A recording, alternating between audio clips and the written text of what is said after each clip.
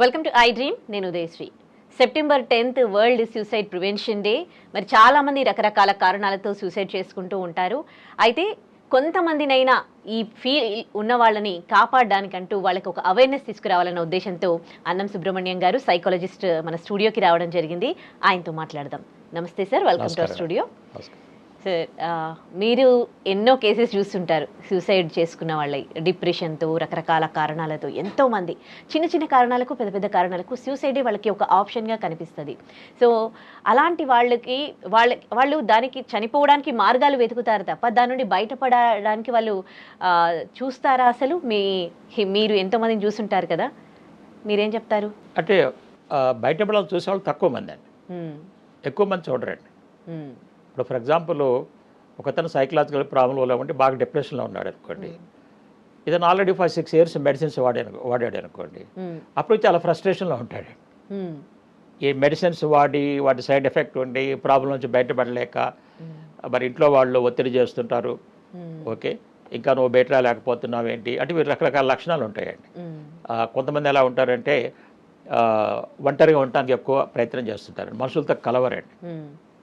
ఇంకా కొంతమంది బయటికి ఎక్స్ప్రెస్ చేస్తారండి, నేనేమి సాధించలేకపోయాను, నేను బ్రతికి ఉపయోగం ఏంటి, అర్థమైందా, నేను చనిపోవటం బెటర్ కదా, ఓకే మీరంతా బాగా ఉండండి, నా గురించి పట్టించుకోబోకండి.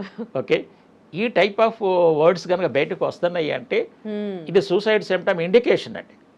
అంటే ఇతని ఆలోచన నడుస్తుందన్నమాట. అంటే ఏదైనా ఏమవుతుందంటే ఫస్ట్ థాట్గా స్టార్ట్ అవుతుందండి, థాట్ నుంచి మాటల్లోకి వచ్చిందండి, మాటల తర్వాత యాక్షన్ అండి. అంటే మనకు టైం ఉంది కాపాడుకోవటానికి. ఫస్ట్ థాట్ వచ్చినప్పుడే కనుక అతని బిహేవియర్ని మనం కనుక గమనించగలిగితే వెంటనే మాలాంటి వాళ్ళ దగ్గర తీసుకురావాలండి.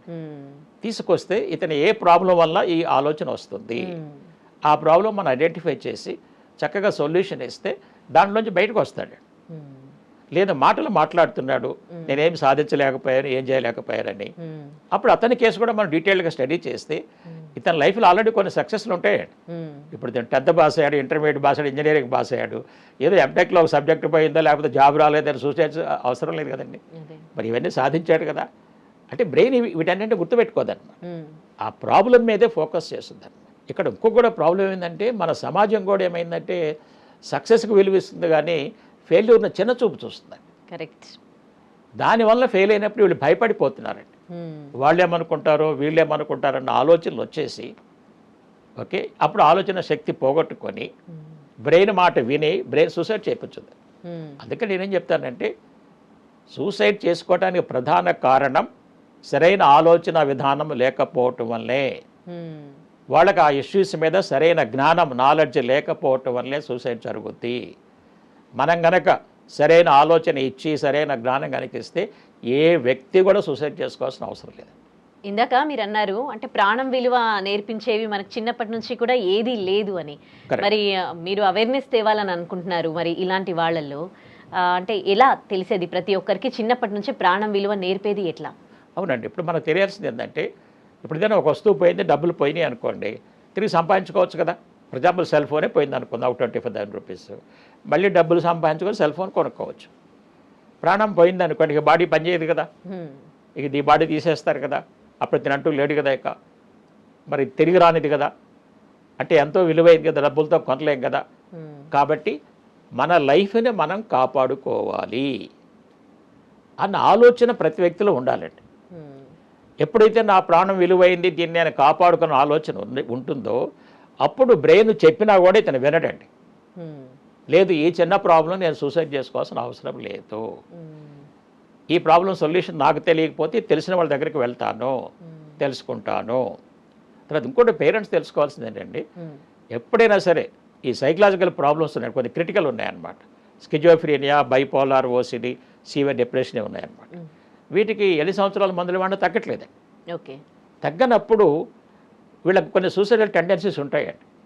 అందుకని మేము కన్సల్టేషన్లో ఫస్టే తెలుసుకుంటామండి, ఏమన్నా ఈ టైప్ ఆఫ్ నెగిటివ్ థాట్స్ వస్తున్నాయా, వస్తున్నాయి సార్ అంటే అప్పుడు ముందేం చేస్తాం మేము, ఫస్ట్ ఈ సూసైడల్ థాట్స్ తీసేయాలండి. ఫస్ట్ తీసేసి తన మిగతా ప్రాబ్లమ్స్ మీద కౌన్సిలింగ్ ఇవ్వాలండి.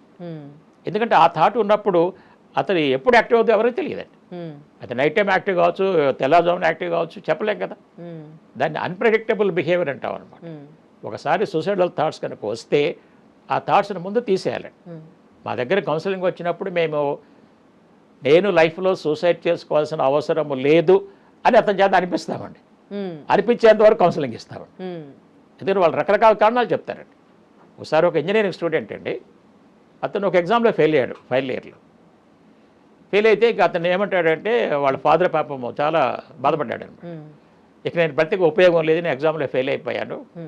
ఓకే, నాతో పాటు కాపీ కొట్టిన వాళ్ళు ఏమన్నా వాళ్ళు పాస్ అయ్యారు, నేను కాపీ కొట్టుకోవడం జెన్యూన్గా రాస్తే నేను ఫెయిల్ అయిపోయాను. ఇదంతా అన్యాయంగా ఉంది ఈ ప్రపంచము, ఇక నేను బ్రతకటం ఎందుకు అని చెప్పేసి చచ్చిపోతానని వచ్చాడు. అప్పుడు వాళ్ళ ఫాదర్ పాపం బాగా హైలీ ఎడ్యుకేట్ 3 hours ట్రై చేశాడు, అవ్వలేదండి. ఒప్పుకోలేదు అతను. చివరికి నా దగ్గర తీసుకొచ్చాడు. చివరికి నేను అతనికి 3 hours కౌన్సిలింగ్ ఇచ్చి కన్విన్స్ చేసి ఓకే ఎలాగూ ఓకే అతను కాపీ కొట్టి పాస్ అయ్యాడు. అంటే అతను తప్పు చేశాడు కదా, ఇవాళగా అతను రేపైనా తను రిపెంట్ అవ్వాల్సి వచ్చింది. ఎగ్జాక్ట్లీ తన బ్రెయిన్లో రికార్డు ఉంటుంది, నేను మోసం చేసి పాస్ అయ్యాను. ఇది ఎప్పుడు తను బాధిస్తూనే ఉంటుంది. కానీ నువ్వేం చేసావు, జెన్యున్గా పరీక్ష రాసావు, నువ్వు గుడ్ సిటిజన్వే, నువ్వు మంచి పౌరుడివి, నువ్వు నీకు లైఫ్లో వెనక్కి తిరిగి చూసుకొని బాధపడాల్సిన అవసరం ఉండదు, భయపడాల్సిన అవసరం ఉండదు. ఏముంది, ఈ పరీక్ష మళ్ళీ చదువుకుంటావు, రాస్తావు, పాస్ అవుతావు. ఇప్పుడు కొంతమంది బీటెక్ పాస్ అయిన తర్వాత 2 years జాబ్ రాలేదండి, వెయిట్ చేస్తున్నారా లేదా? చేస్తున్నారు. ఇదేముంది 3-4 months మళ్ళీ ఎగ్జామ్ రాస్తాము, మళ్ళీ పాస్ అవుతాం. చివరికి కన్విన్స్ అయ్యాడండి, ఎస్ నేను చేసిందే కరెక్ట్, కాబట్టి నేను సూసైడ్ చేసుకోవాల్సిన అవసరం లేదు అన్న నిర్ణయానికి వచ్చేసాడు. కాబట్టి వాళ్ళు కొన్ని లక్షణాలు చూపించినప్పుడు ఇప్పుడు ఈయన ఏం చేశాడు, ఈ కుర్రాడు డైరెక్ట్ చెప్పేశాడు సూసైడ్ చేసుకుంటారని. అందుకని వెంటనే ప్రయత్నం చేసి మా దగ్గర తీసుకొచ్చాడు. అవును, నేను చెప్పేది సొసైటీకి కూడా ఏంటంటే, మీ పిల్లలు కానీ మీ ఫ్యామిలీ మెంబర్స్ కానీ వ్యక్తం చేసినప్పుడు డిలే చేయబాకండి. ఎందుకంటే థాట్ నుంచి వర్డ్ దాకా వచ్చేసింది, ఇక యాక్షన్ ఎప్పుడు జరుగుతుంది ఎవరో తెలియదు. వెంటనే మాలాంటి సీనియర్ దగ్గర తీసుకొస్తే మేము బాగా అనలైజ్ చేసి ఆ ట్రాక్లోంచి పూర్తిగా తప్పిస్తాము. ఓకే, ఇవి ఒక కైండ్ ఆఫ్ కేసెస్. కొంతమంది అసలు లాస్ట్ వరకు కూడా మనతో బాగుంటారు, అసలు వాళ్ళకి ఆ ఫీల్ ఉన్నట్టుగా కనిపించారు, మంచిగా నవ్వుతూ తిరుగుతూ ఉంటారు, కానీ సడన్గా సూసైడ్ చేసుకుంటారు. అలాంటి వాళ్ళతో ఎలా గ్రహించాలి చుట్టుపక్కల ఉన్న వాళ్ళు? మీరు చెప్పింది కరెక్ట్. ఇక్కడ కొంతమంది ఉంటారండి, దీన్ని సైలెంట్ సూసైడ్ అంటారు, ఎవరికి ఏం చెప్పరు, ఇండికేషన్ కూడా రాదు. అప్పుడు చాలా కష్టమండి, ఐడెంటిఫై చేయలేం కదా. సో కాబట్టి మేమేం చేస్తున్నామంటే, ఇప్పుడు ఈ అవేర్నెస్ ద్వారా ఫ్యామిలీ మెంబర్స్ కానీ మన ఎడ్యుకేషన్ సిస్టమ్ కానీ లైఫ్ యొక్క వాల్యూని నేర్పుతూ, ఓకే మిగతావన్నీ లైఫ్ కంటే చాలా తక్కువ విలువైనవి, కాబట్టి ఎవరు సూసైడ్ చేసుకోవాల్సిన అవసరం లేదు అన్న నాలెడ్జ్ కనుక ఇతని దగ్గర ఉంటే ఇప్పుడు చేసుకోండి. ఎందుకంటే ఇతనేం ఎక్స్ప్రెస్ చేయట్లేదు, మరి ఫ్యామిలీ మెంబర్స్ తెలియదు, ఇప్పుడు మాలాంటి వాళ్ళు కూడా కాంటాక్ట్ చేయట్లేదు. ఇప్పుడు మనకు కొన్ని ఫెసిలిటీస్ ఉన్నాయండి, కొన్ని హాట్ లైన్స్ ఉన్నాయి, కొందరికి ఫోన్ చేస్తే వాళ్ళు మీకు హెల్ప్ చేస్తారు ఇమీడియట్గా. లేదు మాలాంటి వాళ్ళకి ఫోన్ చేసి మేము హెల్ప్ చేస్తాం. మా దగ్గర కౌన్సిలింగ్ తీసుకోకపోయినా ఒకసారి చేస్తుంటారు. ఓకే, మీ దగ్గరకు వచ్చిన కేసెస్లో పక్క వాళ్ళు గ్రహించి అతను సూసైడ్ చేసుకునేటట్టున్నారు, లేకపోతే ఆవిడ సూసైడ్ చేసుకునేటట్టుందని వాళ్ళు తీసుకొచ్చిన కేసెసా, లేకపోతే సెల్ఫ్గా వాళ్ళకి ఆ ఫీల్ అనిపించి వచ్చిన కేసెస్ ఎక్కువగా ఉంటాయా? చెప్పాలంటే సెల్ఫ్గా వచ్చిన కేసులు కూడా చాలా ఎక్కువ ఉంటాయండి. ఉంటాయా? ఉంటాయండి. వస్తారండి. అంటే అది పర్సెంటేజ్ ఉంటుండొచ్చు, అంటే మీన్స్ గ్రేడ్స్ లాగా ఉంటుండొచ్చు. స్టార్టింగ్లో కొంచెం టెండెన్సీ ఉన్నవాళ్ళు, లేదంటే కొద్దిగా అది ఎక్కువైపోయిన వాళ్ళు మాత్రం ఇంకా దానికి సంబంధించి దాని నుండి బయటపడాలని అనుకోరు కదా అసలు. అంటే జనరల్గా కొంతమంది ఏంటంటే కొద్దిగా హైలీ ఎడ్యుకేటెడ్ అనుకోండి, తనకి జాబ్లో ప్రాబ్లం వచ్చింది, సూసైడల్ థాట్స్ వస్తున్నాయి, తనకు తెలుసుద్దండి. ఇప్పుడు ఎందుకంటే వెనక మళ్ళీ ఫ్యామిలీ ఉంటుంది, పిల్లలు ఉంటుంది, కాబట్టి ఇప్పుడు దీనిలోంచి బయటపడాలని ఇనిషియల్ స్టేజ్లో థింకింగ్ ఉంటుంది. ఇనిషియల్ స్టేజ్లో అప్పుడు మా దగ్గరకు వస్తారండి. మీకు ఒక ఎగ్జాంపుల్ చెప్తానండి. ఒక అమ్మాయి ఒకసారి నాకు ఫోన్ చేసిందండి, నా యూట్యూబ్ వీడియో ప్రోగ్రామ్స్ చూసి, సార్ నేను మీ ప్రోగ్రామ్ చాలా చూశాను, నేను ఇవాళ సూసైడ్ చేసుకుందాం అనుకొని డిసైడ్ అయ్యి మీకు ఫోన్ చేస్తున్నాను. అంటే నేను అడిగాను ఫోన్లోనే, అదేంటమ్మా నీకు అవసరం ఫోన్ చేసి సూసైడ్ చేసుకున్న అవసరం ఏంటి చెప్పు, ప్రాబ్లం ఏందన్న. అంటే ఆ మంది, సార్ మా హస్బెండ్ 3 years నుంచి నన్ను బాధ పెడుతున్నాడు సార్, నన్ను అనుమానిస్తున్నాడు, నాకు ఎవరితోనో ఎఫ్ఐఆర్ ఉందని చెప్పేసి రోజు ఇదే కూడా సార్ చెప్పి ఇసుకుపోయాను సార్, ఇవాళ ఫైనల్గా డిసైడ్ అయిపోయాను చచ్చిపోదామని చెప్పేది. ఇప్పుడు ఈ అమ్మాయిని కాపాడాలి కదా. అప్పుడు మనం క్రియేటివ్గా ఆలోచించాలి. ఆలోచించి అమ్మాయిని క్వశ్చన్ వేశానండి, అమ్మ నిజంగా చెప్పు, నువ్వు ఈ తప్పు చేసావా? అబద్ధం చెప్పొద్దు, చేస్తే చేశానని చెప్పి చేయలేదు. అంటే అమ్మాయి అందండి, సార్ అసలు నేను చేయలేదు సార్, ఇది నా భర్త కేవలం అనుమానం సార్ అంది. ఓకే, వెరీ గుడ్, నువ్వు చేయలేదు కదా, నువ్వు చేయలేదు కాబట్టి నువ్వు బ్రతికుండాలి. ఇప్పుడు నువ్వు చనిపోయావు అనుకో, సొసైటీ అంతా ఏమనుకుంటుంది, నిజంగానే చేసింది కాబట్టి తట్టుకోలేక చనిపోయింది. ఆ, ఇప్పుడు నీ భర్తది అనుమానము అని ప్రూవ్ చేయడానికి ఎవరు చేయగలరు? నువ్వే కదా. ఎగ్జాక్ట్లీ, అది నువ్వు బ్రతికుంటే కదా జరిగేది. కరెక్ట్. కాబట్టి నువ్వు బ్రతికుండాలి, బ్రతికుండి నువ్వు ప్రూవ్ చెయ్యాలి అన్నప్పుడు ఆ అమ్మాయికి ఆలోచన వచ్చింది. నిజమే సార్, మీరు చెప్పింది చాలా కరెక్టు. నేను చచ్చిపోతే అందరు నా మీద నెరవేస్తారు కదా, నేను సార్ చచ్చిపోను సార్, నాకు అవసరం లేదు, నేను ప్రూవ్ చేస్తాను సార్, బ్రతికి సాధిస్తాను సార్ అని. అట్లాగే మనము క్రియేటివ్గా షార్ట్ టైంలో వాళ్ళ సొల్యూషన్ ఇవ్వాలి. ఎందుకంటే ఆమె ఎడ్జ్ మీదకి వచ్చేసింది ఇక, సూసైడ్ చేసుకోవడానికి అయిపోయింది, అంతా రెడీలో ఉందన్నమాట.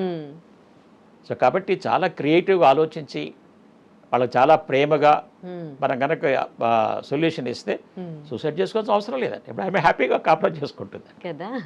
Right, thank you so much sir. Okay, thank you. And for more videos, Please subscribe to iDream. Please subscribe to iDream. Please subscribe iDream. And please subscribe to iDream.